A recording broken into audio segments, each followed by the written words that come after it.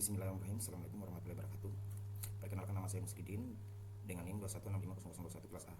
Oke, pada mata kuliah manajemen proyek kali ini saya akan mereview materi Project Time Management atau manajemen proyek IT. Oke, kita langsung saja. Yang pertama adalah pentingnya jadwal proyek. Poin pertama yaitu menyelesaikan proyek tepat waktu sebagai salah satu tantangan terbesar mereka.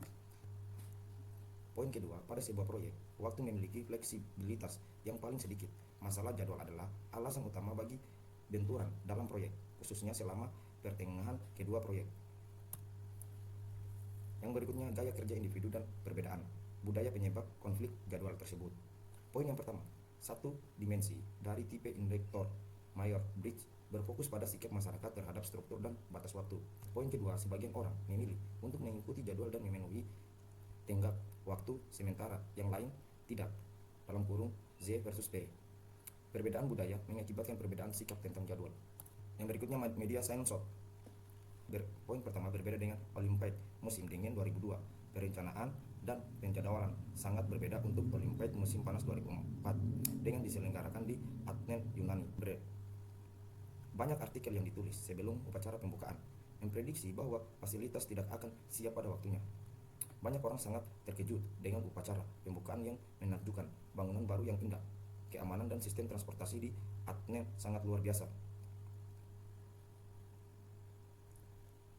Keamanan dan sistem transportasi di Athena sangat luar biasa. Orang-orang Yunani bahkan membuat senang para kritikus dengan berpura-pura para pekerja konstruksi masih bekerja pada saat upacara dimulai. Manajemen waktu proyek. Poin pertama, perencanaan pengelolaan jadwal. Menentukan kebijakan, prosedur, dan dokumentasi yang akan digunakan untuk perencanaan, pelaksanaan, dan pengendalian jadwal. Poin kedua, mendefinisikan kegiatan.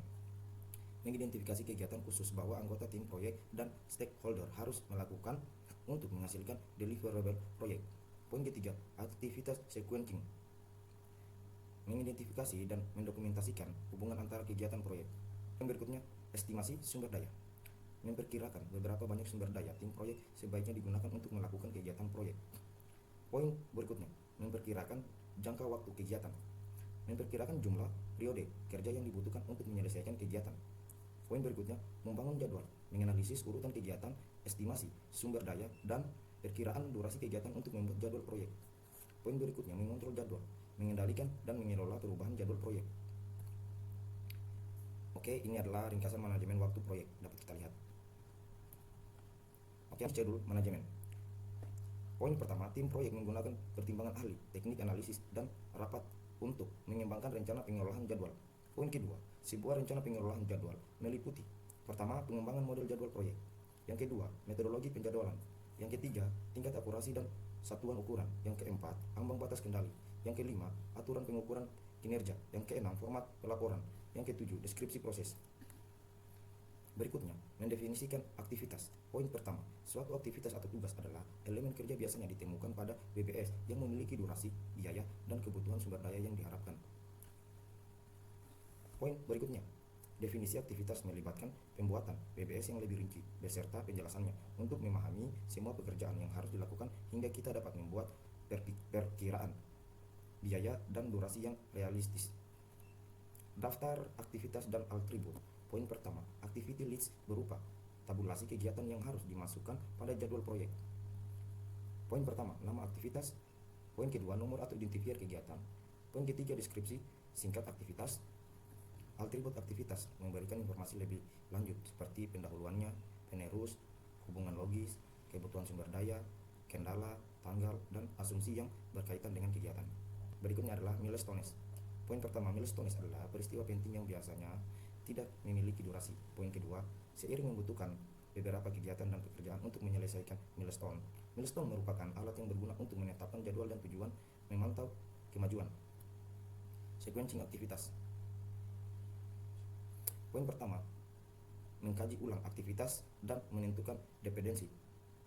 Poin kedua, sebuah ketergantungan atau hubungan adalah urutan kegiatan proyek atau tugas. Anda harus menentukan dependensi untuk menggunakan analisis jalur kritis. Berikutnya 3 tipe dependencies.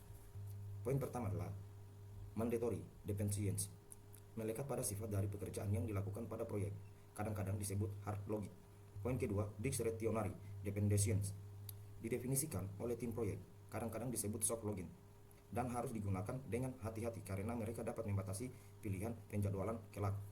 Poin ketiga, external dependencies, melibatkan hubungan antara kegiatan proyek dan non-proyek.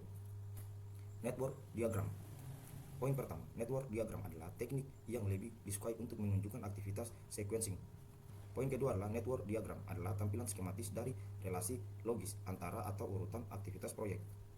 Oke, dapat kita lihat ini adalah network diagram proyek X.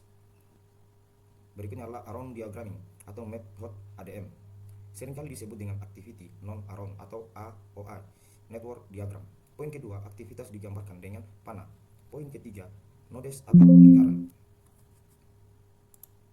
Poin ketiga adalah nodes atau lingkaran adalah awal dan titik akhir dari aktivitas.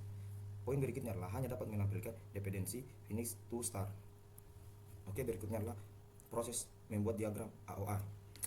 Poin pertama, cari semua kegiatan yang dimulai pada node 1, gambaran node finishnya, dan tarik panah antara node 1 dan node berikutnya.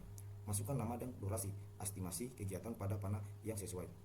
Poin kedua, menggambarkan diagram network dari kiri ke kanan. Carilah burst dan gabungkan. Burst terjadi ketika sebuah node tunggal diikuti oleh 2 atau lebih aktivitas. Sebuah penggabungan terjadi ketika 2 atau lebih node mengawali node tunggal. Lanjutkan menggambarkan network diagram proyek sampai semua aktivitas pada diagram memiliki dependensi. Poin berikutnya sebagai aturan praktis, semua panah harus menghadapi ke arah kanan dan sebaiknya tidak ada panah yang memotong network diagram AOI atau PDM. Aktivitas diagram dengan kotak. Poin kedua, panah menggambarkan relasi antar aktivitas. Poin ketiga, lebih populer daripada metode ADM dan digunakan oleh perangkat lunak manajemen proyek. Poin berikutnya, lebih baik dalam menampilkan berbagai jenis dependensi. Oke, ini adalah teks dependensi TPS. Dapat kita lihat. Ini contoh PDM network diagram. Oke, berikutnya adalah estimasi resource kegiatan. Poin pertama, sebelum memperkirakan durasi kegiatan, kita harus memiliki gagasan yang bagus tentang jumlah dan jenis sumber daya yang akan ditugaskan untuk setiap kegiatan. Sumber daya manusia, peralatan, dan material. Poin kedua, mempertimbangkan isu-isu penting dalam mengestimasi sumber daya seperti bagaimana sulitnya akan melakukan kegiatan tertentu pada proyek ini. Berikutnya, pengalaman organisasi dalam melakukan kegiatan serupa, apakah sumber daya yang diperlukan tersedia. Poin berikutnya, sebuah resource breakdown struktur adalah struktur hierarkis yang mengidentifikasikan sumber daya proyek berdasarkan kategori dan jenisnya. Berikutnya, estimasi durasi kegiatan. Poin pertama, durasi termaksud jumlah aktual waktu bekerja pada kegiatan ditambah waktu yang telah berlalu. Effort adalah jumlah dari kerja atau jam kerja. Poin berikutnya adalah effort adalah jumlah hari kerja atau jam kerja yang dibutuhkan untuk menyelesaikan tugas effort. Setiap durasi pekerjaan biasanya tidak sama. Poin berikutnya, orang yang melakukan pekerjaan harus membantu membuat estimasi dan seorang ahli harus mengkajinya. Poin pertama, estimasi yang mencakup kemungkinan besar dan perkiraan pesimis serta perkiraan optimis, seperti 3 minggu untuk optimis, 4 minggu untuk yang paling mungkin, dan 5 minggu untuk estimasi pesimis. Point estimation diperlukan untuk PERT dan simulasi Math Charlotte. Oke, berikutnya membuat penjadwalan. Poin pertama, menggunakan hasil dari proses manajemen waktu lain untuk menentukan tanggal awal dan akhir proyek. Poin berikutnya, tujuan utamanya adalah untuk membuat jadwal proyek dan realistis yang menyediakan bahan untuk pemantauan kemajuan proyek berdasarkan dimensi waktu proyek. Tools dan teknik penting. Berikutnya, poin tools dan teknik penting diantaranya adalah Gantt chart, analisis critical path, dan penjadwalan critical chain dan analisis path. Gantt chart. Gantt chart menyediakan format standar untuk menampilkan informasi jadwal proyek dengan daftar kegiatan proyek yang berhubungan dengan tanggal dimulai dan diselesaikannya dalam format kalender simbol yang digunakan. Poin pertama, diamond hitam sebuah milestones. Poin 2, batang hitam tabel ringkasan teks, batang tipis horizontal, biasa durasi setiap teks, panah, dependensi, between teks.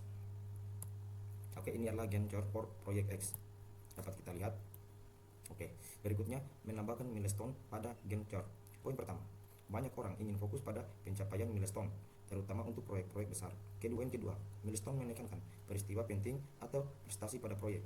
Poin 3, secara normal, sebuah milestone dengan cara memasukkan teks berdurasi 0 atau kita dapat menandai setiap teks sebagai tonggak. Berikutnya, SMART kriteria. milestone HARU. Poin pertama, spesifik, measurable, realistic, time frame.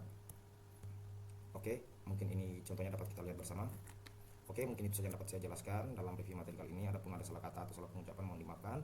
Saya tutup dengan ucapan wabillahi taufiq hidayah. Wassalamualaikum warahmatullahi wabarakatuh.